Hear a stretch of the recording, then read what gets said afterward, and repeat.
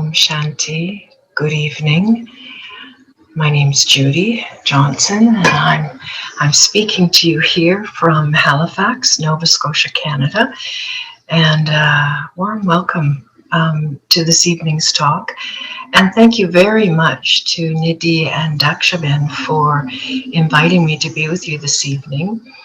It's pouring rain here in Halifax in the afternoon, and it's evening there for you, but lovely to be with you. Tonight's topic is called Clear Vision, What's on the Other Side? And I'll just share a little bit about me before I start with the topic. I've been studying with the Brahma Kumaris now for 23 years. When I first came, I was a mother of 2 young girls, and have raised them inside this sort of meditative world. They learned to meditate early, and they came with me several times to India, and now young women, very values-based and lovely in the world. I work as an organizational development consultant, which means I go inside organizations and facilitate whatever's needed in the human domain, not the business strategy, although some would argue the best business strategy is a good team and good human relations inside your organization. So leadership coaching and development, and especially team development, helping people work well together, because it really doesn't take much to work well together, but boy, what a difference it makes.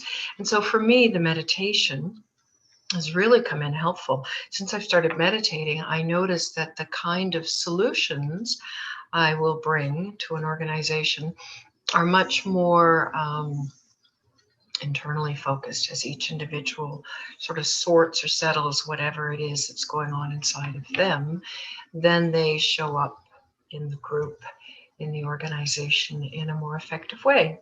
And that's what we all want to do in our lives, in our families, in our communities. So the meditations helped me a lot. Look inward, find the inner resources I need to bring into my family and bring to the world. So this topic of clear vision is very connected to the kind of work I do all the time anyways. Is we can look at a situation in any way, and of course the way we look at it will determine how we respond to it. So tools and insights that the meditation practice and the knowledge of Raj Yoga have brought me to look at situations not just for the obvious visible, but also what's going underneath. And I think that's the background to tonight's topic about what's on the other side. So I brought some pictures to play with as I talk and give you a bit of the flavor of the topic. And so I'll start with this one. You may wish, when I thought about speaking with you this evening, I'm an adult educator and I'm a facilitator. So my preference is engagement, that we are engaged together. But, the Zoom format and being on the other side of the world doesn't make that so easy. But still, I thought, wouldn't it be nice if you could join me in your own reflection as I speak? And so I'm going to stop at different moments in the next 45, 50 minutes and ask you some questions. So it would just be great if you had a piece of paper and a pen, and greater still, so I will let you go off for those of you that would like to be reflective with me and play this little game I'm going to ask you to play. Then please go get yourself a piece of paper and a pen, and I'll wait for you to do that just for a moment.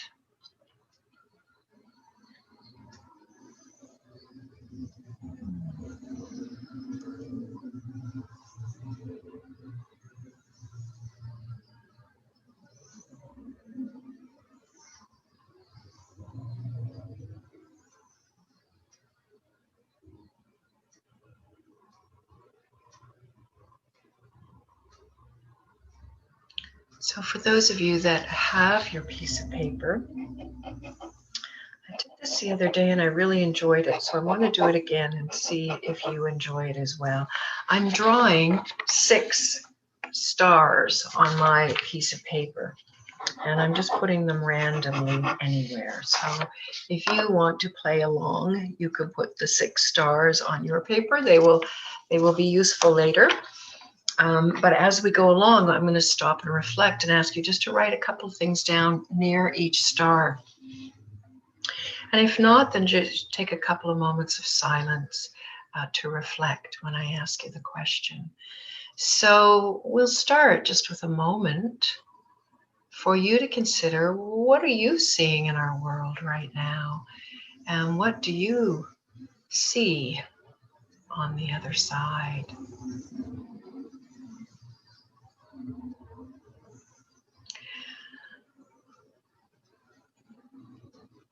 I certainly wasn't trained from a young age to be thinking about the subtle. I would tend to look very much at what was in front of me. When this year began, we here, and I think in many places, we were calling 2020 the year of perfect vision, because I know in different countries there's a different method of measuring eyesight, but when you have 2020 vision, it's considered perfect. So at the start of this year, that's what we called it. And as the year unfolded and COVID began, and now we're in October, near the end of the year, I think it still holds true, because they say that hindsight is 2020. Hindsight is perfect. So looking back at 2020, I do believe I'm seeing many things about myself much more clearly. So perfect vision, I think, still applies. But when the year began, so this is all about clarity of vision. Can I see clearly? And I think for many of us, we see what's in front of us. And this year looks an awful lot like that bit of earth. It's been parched and dry in many, many ways, from a social perspective, from those that are moving forward with their careers, trapped inside with families, many people quite alone. So I think we could look at the world with this way.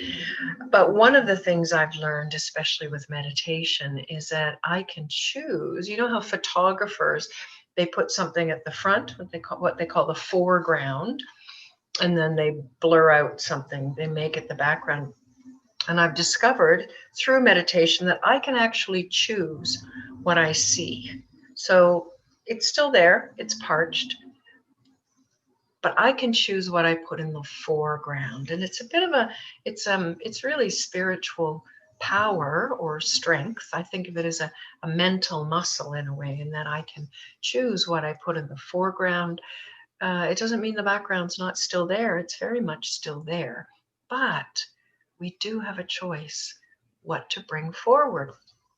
I went to have my eyesight checked the other day, and this is pretty much what it looked like. And I realized what a great metaphor, because without clear vision, if I look at the world around me, then I see only what my physical eyes are capable of seeing. And I don't know how old most of you are, but my eyes are certainly getting to the point where they need glasses to see. So I'm going to suggest this evening that spirituality is essentially just a set of lenses. It's a pair of glasses that I can use to look out at my world. And what if the lens that we were using to look at the world around us was actually a spiritual lens, where we could see more subtle what was going on? So what if it was a lens of love, a lens of positivity, lens of hope, lens of faith, lens of potential, lens of truth? So this kind of lens would help us have clear vision. So if you haven't already put your stars on there, oh, look, I've got 8, 2, 4, 6, 8. Okay, I better add 2 more. So if you are going along with me on the playing with the stars on your piece of paper, it'll be kind of fun when we get to the end. So add a couple. So I think that for me, spirituality has taught me this capacity to put at the foreground, but it's also taught me where to look. So I'm going to suggest tonight that we have 3 places we can look for right now in the world, the way it is at the end of 2020, still in the thick of COVID, maybe entering the second wave, economies starting to crash, inattention to the environment, although the environment has really benefited from our not being so busy with our cars and our travel. But here we are at the end of 2020, and there's 3 places that I'm looking for right now for signals, more subtle signals. So beyond the physical and what I see with my physical eyes, to look for some subtle signals to see what's on the other side.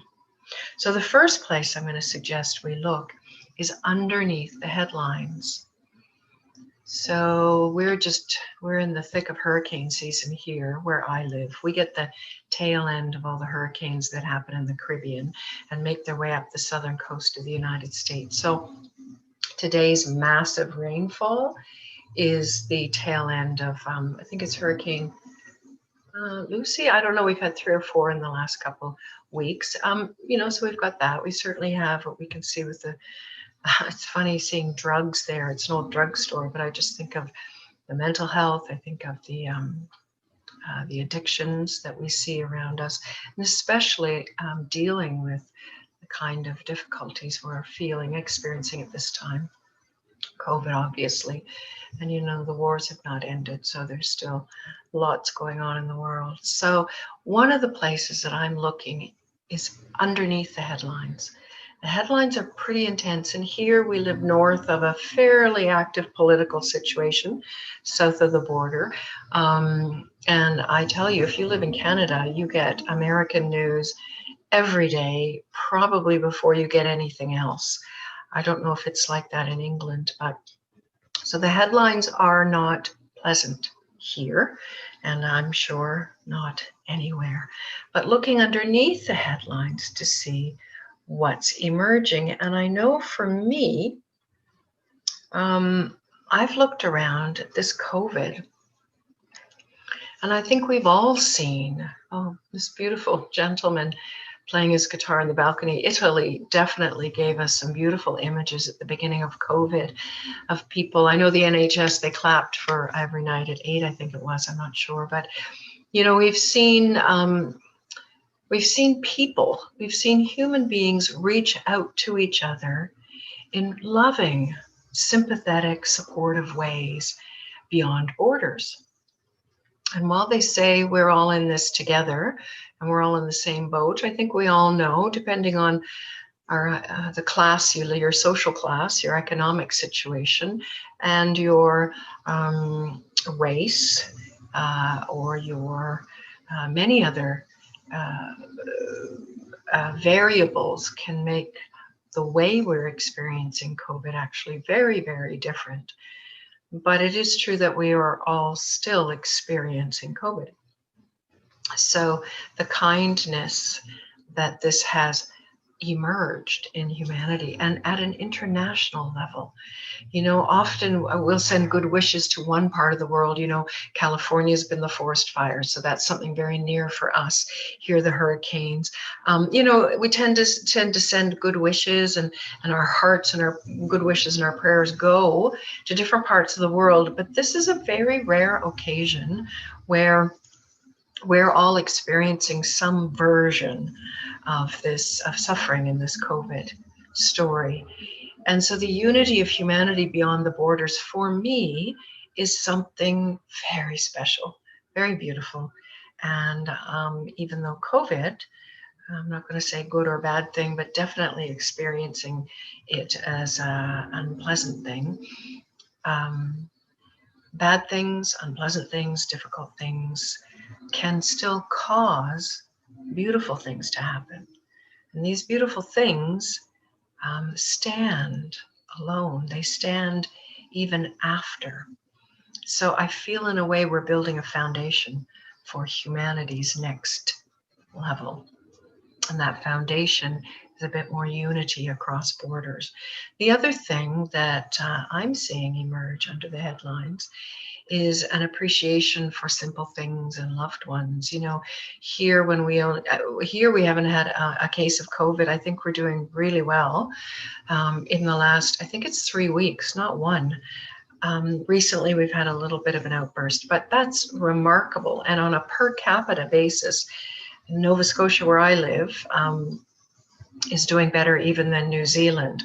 So huge success story, but partly that's because we've been on lockdown. We've not been allowed to go beyond a 10-person bubble. We wear our masks everywhere when we're out in public, and we have to quarantine for 14 days if we go anywhere outside of our bubble, our little province. And people coming in to visit have to quarantine for 14 days, and they're tracked. And you know, it all seemed fairly intense for a while, but I can see the benefit of that is that we're doing okay. So in our case, I'm touched. I'm really deeply touched by the respect that we all hear. I mean, a few notable exceptions. There's been parties, there's been university students and others partying, even though they know it might cause trouble. But mostly our numbers are very, very low because people have been so respectful. And I find that very heartening. I find it very heartwarming. So underneath the headlines, something positive is emerging. Here we've just been through, and all over the world we've just been through the Black Lives Matter. We're still in it. This is not new. And here in Canada, the Indigenous peoples are feeling very much the same way, tired of being treated in very limiting, marginalized ways. And so it just feels to me there's a groundswell around the world, and it's gaining strength and it's gaining momentum, that we're fed up with being labeled in limited ways, and all of us. And so whether that limited way was due to race, was due to religion, was due to gender, nationality, social class, whatever, I feel that this is emerging as a theme around the world right now, and I feel very hopeful about that. We're fed up being labeled in ways, in limiting ways. And the other one that I'm noticing here is, and maybe it's because I am listening, I don't listen, but I'm definitely aware of the American political situation right now, and this polarity that seems to pull the world apart, you know, good guy, bad guy, you know, Democrat, Republican, my way, your way, right, wrong, good, bad. It's pulling us apart. Now, here in Canada, we live with a 3-party system, well, more than that, 4 now. I think the same in the UK, but in America, they've got these 2, and it's definitely a metaphor for what can happen in a world where we limit our options to 2 ways: my way, your way, right, wrong. We can't even imagine a third way. And of course, I think we're going to need a third way. We're going to need to co-create a third way. But getting tired of polarity, it's connected also to the simplicity. I think here what I've noticed is people have given up, or certainly in the early days of COVID, they gave up the debate. They gave up fighting. It's like, we have to pull together to do something about this. This has not been true south of the border, but in Canada, all the partisan politics were put aside immediately, and for probably about 6 months. We're just coming out of it now. But for a good long time, the priority was, how do we help everyone stay safe, stay healthy? How do we create a basic income for Canadians so that they don't go into debt and the economy doesn't go down because people don't have the money to pay their rents? So that was the Canadian story. But I'm seeing it in other places too, is that we're just getting tired of this push and pull. We need to pull together. So for me, these are some very positive things. The simple living, you know, what people used to consider fun, and they can't do anymore, was a shock for the first couple, 3 months.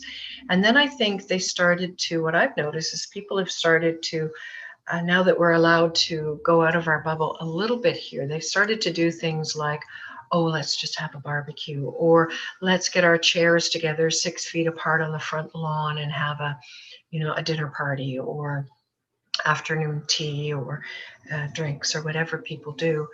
And again, simple living, simplicity has just become so rich for us. The simplest little things. Sitting, I have a daughter that I wasn't able to see for the first while because we weren't allowed to be seeing anybody. And she lived in another part of the city, and we usually do a weekly walk. She's almost 30, and we couldn't walk because we weren't allowed to see each other.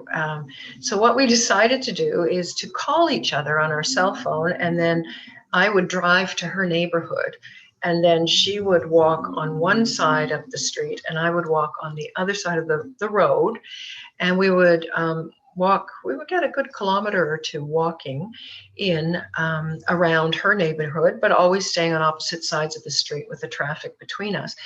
And we would just talk on the phone. And so that way we could see each other, we could make gestures, we could read each other's facial. We'd sometimes stop when the conversation got a little more intense, and we'd look at each other across the street. And it was absolutely delicious. And it was, I suppose it was thrilling because it was breaking the mold of staying home. So all of these things to me are positives, and they're what are emerging underneath the headlines. So if you've got a couple of stars on your paper, here's the time to pull them out. And if not, just think quietly to yourself, the two things that you see emerging underneath the headlines. And if you're working with stars, you can write one on each star. So I'm going to write simplicity, and I'm going to write unity. Those are the two that I think are really what I'm seeing. And you can write anything on yours. And if you're not doing the stars, just sit for a moment and change the lens, look beneath the headlines. I'm sure you've had these kinds of conversations with friends or family anyways, and certainly you've had it if you've been coming to the meditation center here in Wembley. But just take a moment, and what are the two main things that are positive that you see emerging during this time beneath the headlines?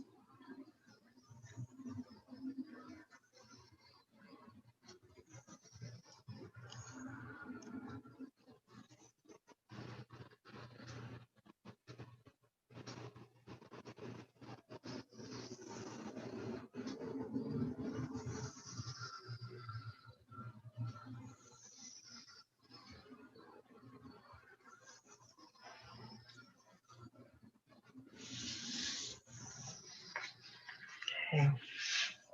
So let's put those things in the foreground. It's our choice. We can do that. Yes, the background's still there, but I can pay attention to what's in the foreground. So that's the first place I'm looking right now to see what's on the other side of this. The second place I'm looking is to those who have gone before. You know, we've had great people. I'll just show a few pictures of some. And I think about, what did this person often offer humanity as an example? What seed did they plant in our minds and hearts? And so go with me on this little journey, if you will. I'm thinking back, you know, to a very, very difficult time in South Africa, years of apartheid. And then this gentleman, this soul, emerges and offers an example to humanity in a very dark time. And his example actually creates a lighter time. And then even if the time is carried on, South Africa is challenged in many ways still, but there is a seed planted in hearts and minds. I have a great deal of faith in the seeds that are planted in a heart and a mind, because they're never forgotten. I think I had a pretty rough childhood growing up. And there were people who, at the time, it was a very small thing they did, but for a child, it was significant. And all these years later, when I think back to my childhood, I can remember those people, and I can remember what they did and how deep an imprint that left on me. So thinking back to what he left, and for me, I'm going to say wisdom, and I'm going to say forgiveness. There's something about this soul that he was strong enough personally, spiritually, I think. He had enough inner power through all those years of being in silence with his own mind that he was able to leave prison, not hateful, not resentful, not with a vendetta to get, payback, but he left with enough inner freedom to forgive. I consider that very wise. We have this soul in the Indian context with Britain fighting to get Britain out of India. And he was pretty stalwart. He was pretty determined. He was unshakable and immovable. And he took many beatings until people were tired of beating him up because it almost hurt them more than it hurt him. And that was his strategy. Incredible strength. But he also plants a seed in our hearts and minds. Courage, maybe. Determination. Farsightedness. Resilience. Nonviolence, wisdom. We have this soul. I can't think of another person more selfless. And I don't know what it takes to step in a situation that is so physically gross, unappealing, dirty, squalid. I have trouble with medical things, bodily things. I find them make me a little squeamish. So her stepping into the situation she stepped into, remarkable. So was it courage? Was it faith in God? Was it love? I think it was love. I think it was compassion. Again, a seed. This one, more recent. Great picture of her, isn't it? She's almost giving drishti. Again, strength, courage. And inside the BKs, I think many of you who have known us for some time know that this has been a very significant year for us. At the start of COVID, in March, our Daddy Janky left her body. You all would have met her, I'm sure, in England. But I'll go back, to the legacy left by this one. Brahma Baba is the founder in this organization, and starting this in 1936 in India, and with the thought that only ever women should lead this organization, having visions, pulling himself back, giving his billions of rupees, or millions at the time, to a group of young women to take care of. Incredibly farsighted, incredibly humble, and very selfless. All of them that have gone before us are Daddy Prakashmani in our BK tradition. So you might think of your own spiritual or religious tradition and people who are important to you. But for us in the Brahma Kumari world, these would be very significant. These ones that have gone before. And each of them made so much effort. Each of them gave so much. And with their minds and hearts, so much love, so much power, so much peace. And these ones have gone before us.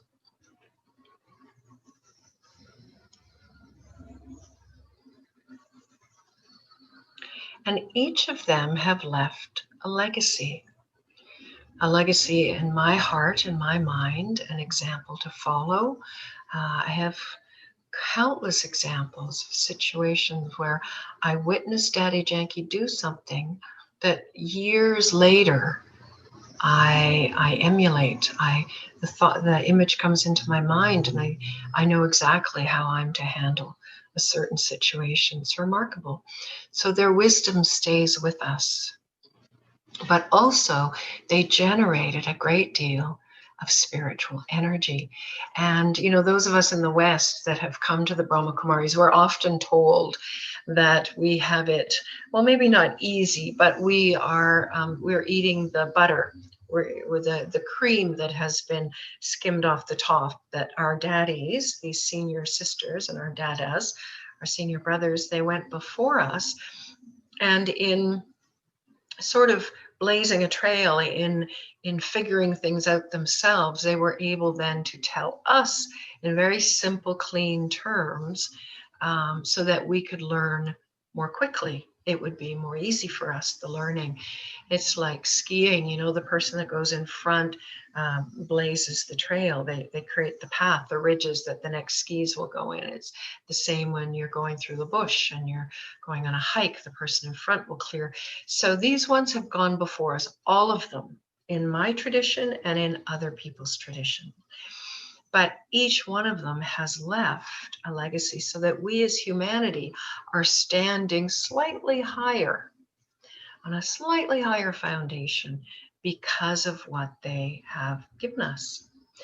And I think of this very simple practice that the Brahma Kumaris have had since 1978 here in this center, and I'm sure in Wembley. Every third Sunday, which now we do every Sunday, we have been doing World Meditation Hours since 1978. So a group of people gathering to use their minds and hearts to generate energy of peace to give to the world. And like little drops of energy, drip, drop, drip, drop, drip, drop, year after year after year after year, but every single drop adds up to this. You can't see spiritual energy with your physical eyes, but you can feel it if you pay attention. There have been so many drops of spiritual energy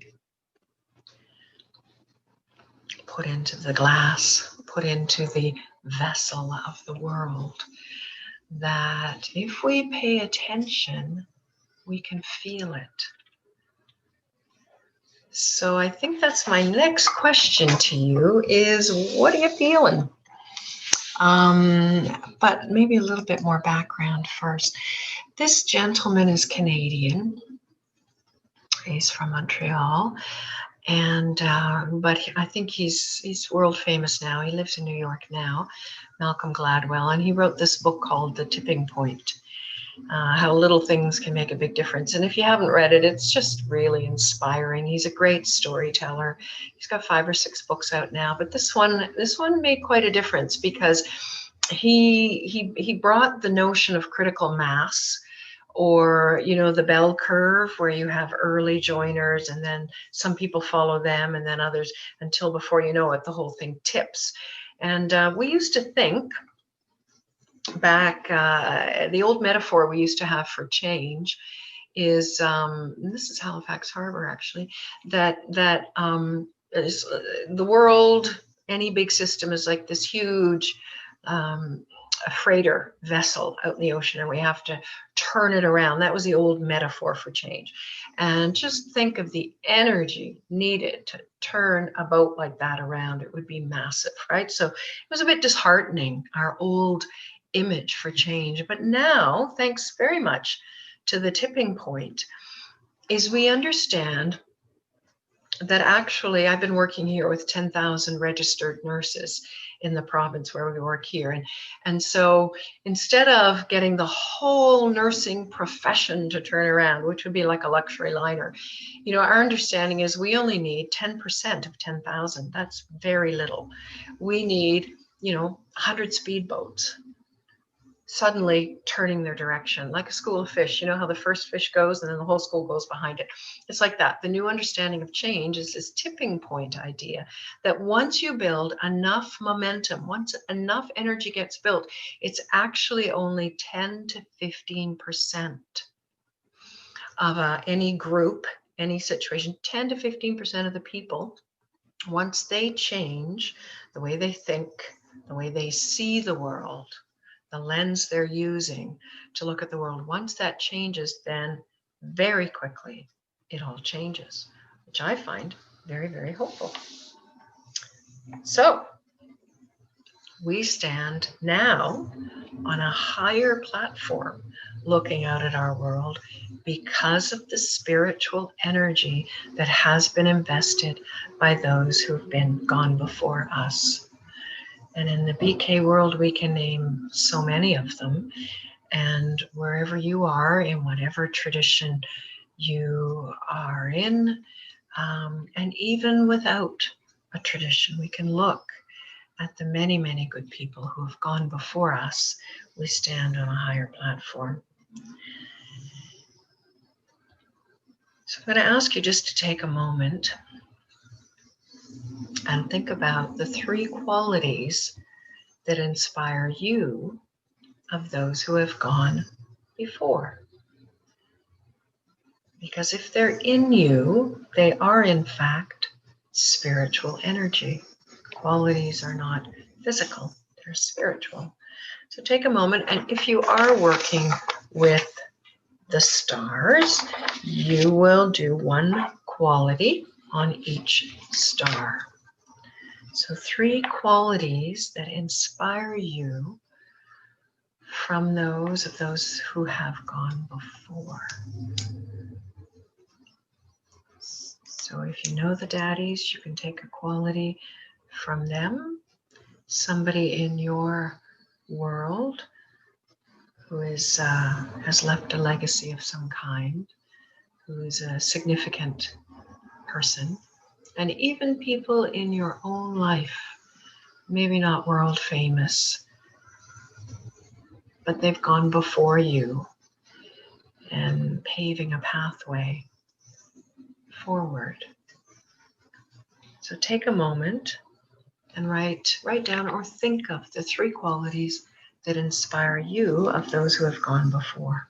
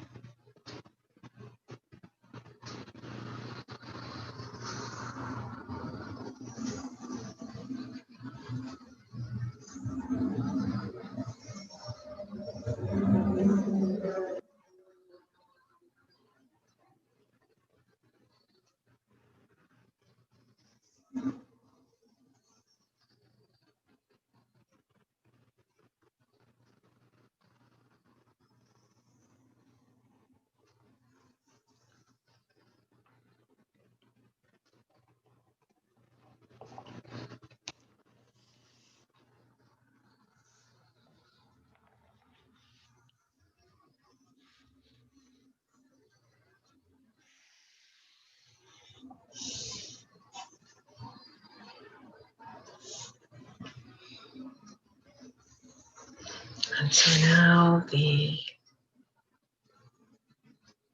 last place that I'm looking. So our first 2, look underneath the headlines, and the second, look to those that have gone before. And what have they left? Because that's what will inspire me. And it's a quality of spiritual energy that acts like a slightly higher platform that we stand on inside ourselves and as humanity. These icons, these beacons of hope, have created something that we can actually see. And this is the last place that I'm looking, number 3, inside of me. So inside of you, inside of each one of us, something is happening that is actually data, or you may say data. I'm not sure in the UK. I think we say data here. I say data.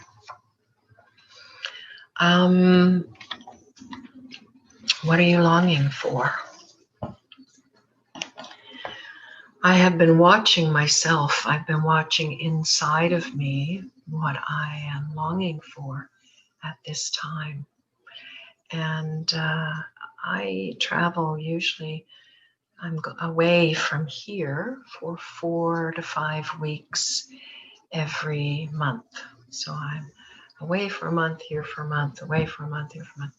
50-50, time away, time here. Usually for the last 5 or 6 years, that's been my life.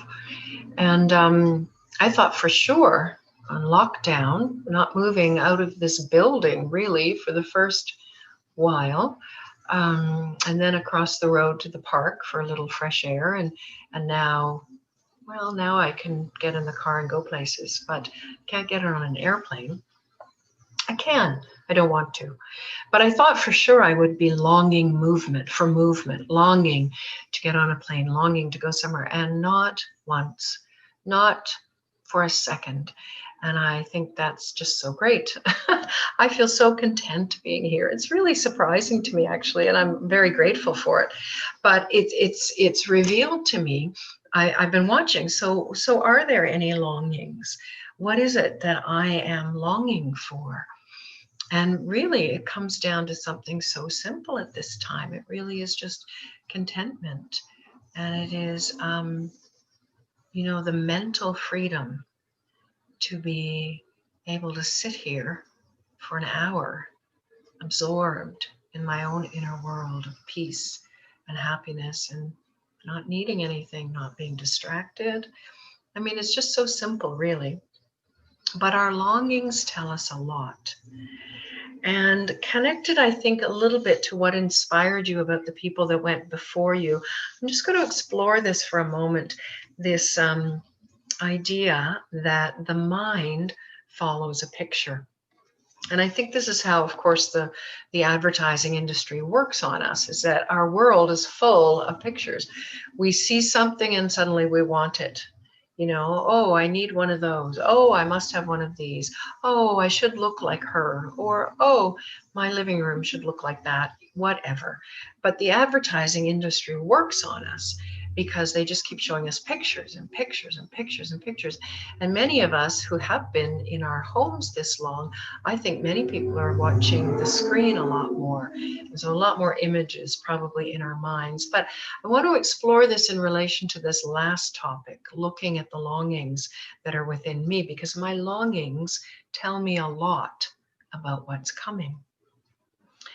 But I want to add this element of the mind follows a picture, because we see also those people that have gone before us inspire us, and they leave an image in our memory, and our mind follows a picture. So we can use this to our advantage as meditators and at this time by giving pictures to our longings.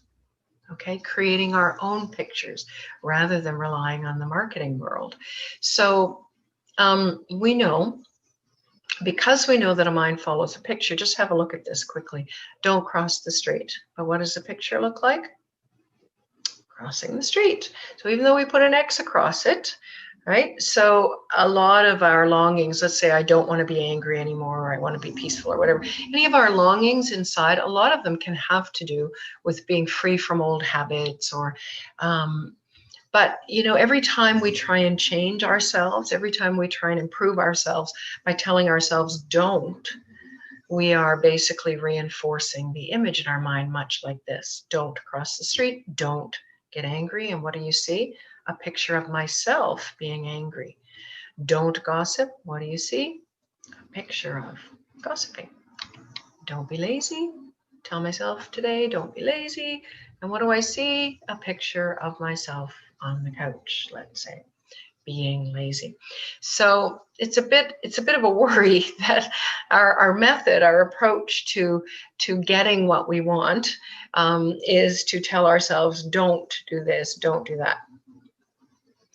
So we create pictures of what we don't want, and the mind can be racing at this time with worries about this happening or that happening, and I don't want this to happen, and I don't want that to happen.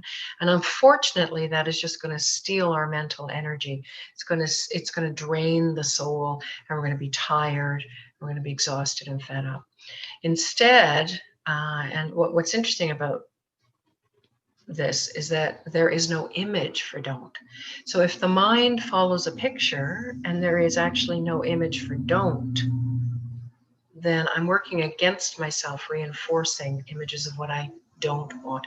So at this time, looking at my longings is very important, to say to myself, what do I want? And to give pictures to it. So I want love. I want peace for the world. I want peace for myself. Happiness.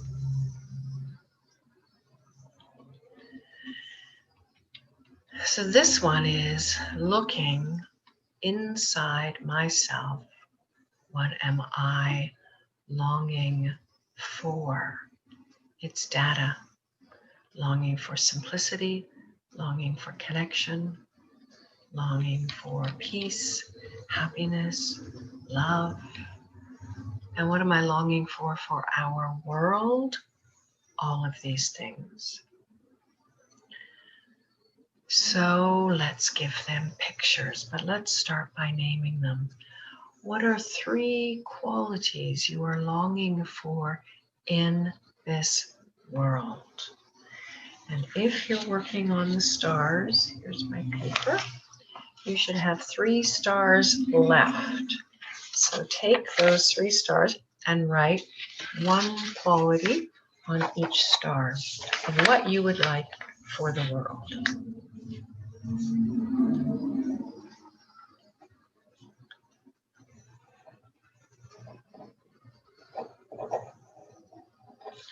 And you can put in there what you would like for yourself too, if you would like.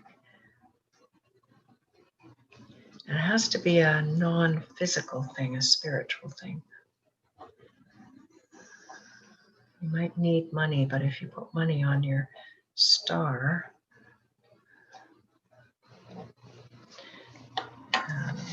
the spiritual energy might, if you had the peace and the determination to work for it, it will come for sure. But I'm asking you to think about qualities. So you put these 3 qualities.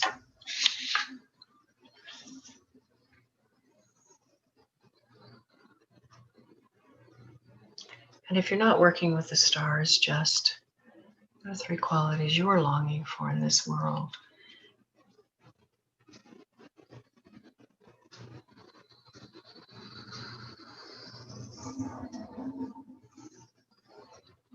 It's like when I look at the states, you know, I can say, oh, I want them to stop fighting, or I don't want them to fight again. It's like, that's not going to help.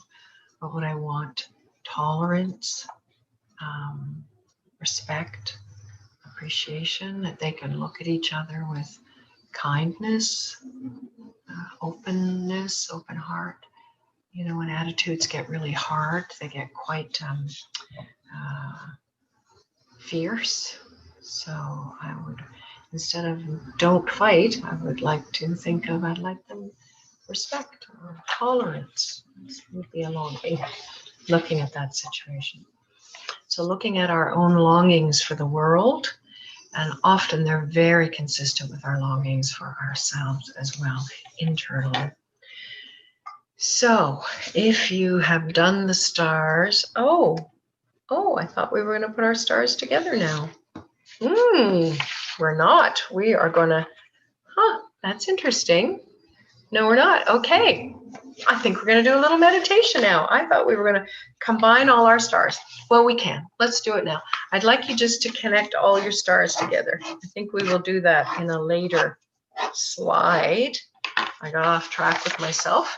But if you can, just connect all your stars. Those of you that are working with the star page. And you're going to have a constellation that we're going to come back to. But right now, we're going to do a little bit of a meditation to combine the qualities that we might all be longing for in the world at this time. In the BK world, we've been doing an initiative called Exquisite Exchanges with My Future Life. And it's about imagining a better world. Imagining more than just better, but imagining a beautiful world, a world in which everything we could wish for humanity exists. And we've been spending time giving our thought energy to this and going into meditation about this, and on the understanding that every drop adds, and on the understanding of the tipping point, that enough of us that start doing this will begin to tip the energy of the world in that direction. So I'm going to ask you to join me, if you would, and you can read the screen if you would like. But, or you can close your eyes because I'm going to read what's on the screen. And it'll be like a sort of a verbal meditation. So let's just take a moment and take a deep breath. Release it very slowly, just so you become aware of your body and your lungs. Another deep breath in. Releasing it very, very slowly. Just become aware of the chair you're sitting in.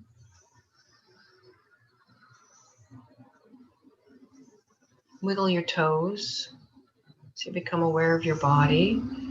Maybe release your shoulders.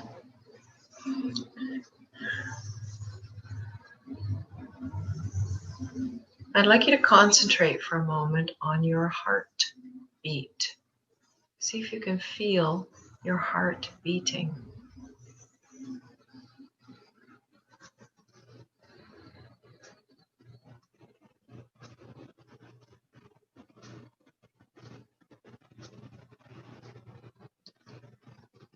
This will concentrate your energy. Visualize a thread of light from your heart up to the center of your forehead, behind your eyes, where the thinker is, and the soul resides in the human body. I'm going to ask you to create a screen in your mind. I'm going to ask you to imagine some of these things, using this understanding that what we are longing for in our world, we give images to them. They will create a tipping point and show us what's on the other side. So imagine a world where our hearts are always overflowing with kindness.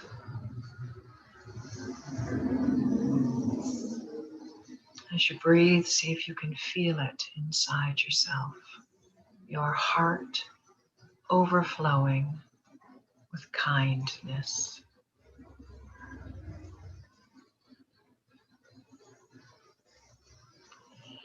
Imagine a world where we only see the goodness in others.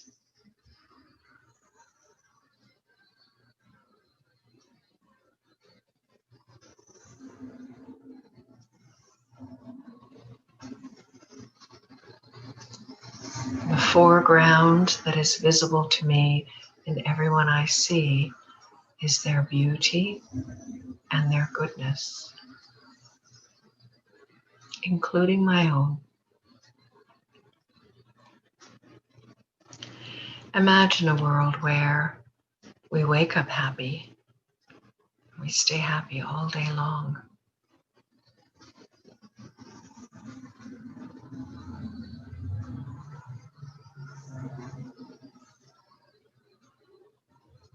Imagine before you put your feet on the floor, your heart is singing, your mind is dancing. The feet touch the floor, and every footstep in your day adds to your happiness and leaves a trace of happiness everywhere you've been. Until the end of the day, you go back to bed. When you lay your head on your pillow, you're happy. Your heart is content. Your mind is free and silent. Imagine a world where the language of love is the only language we speak. Love expressed through the eyes. Love expressed through a smile. Words that are very gentle in their tone and cadence, and whose content is love, appreciation, sweetness.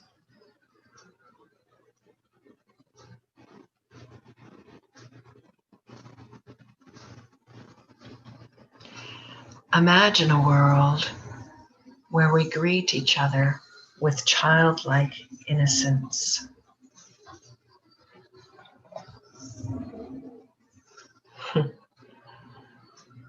Sincere, open, trusting, playful, delightful. Everyone childlike and innocent. Imagine a world where we are always fresh and energized. Fresh energy always flowing through my mind and heart and my body. I'm always fresh, always flowing, always full of energy. And imagine a world where we trust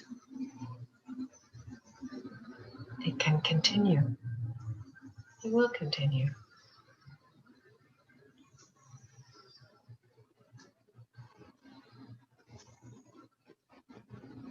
Such security, knowing that goodness is more powerful in the end than anything else. What do you see?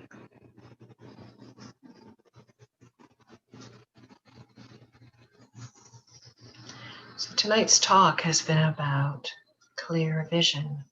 What's on the other side? There they are, all the stars connected. If you are working with the stars, some of you are, I'm sure, and some maybe not, but if you are, just look at whatever shape has been created by the lines connecting your stars.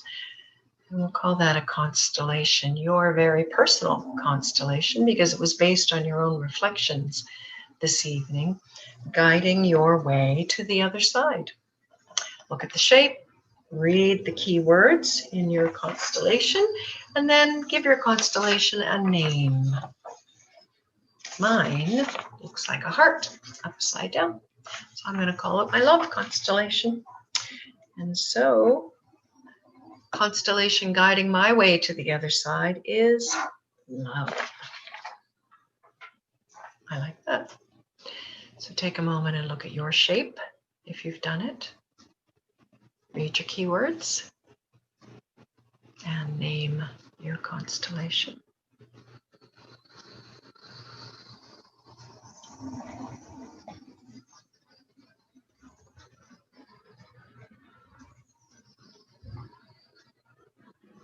And take that away with you.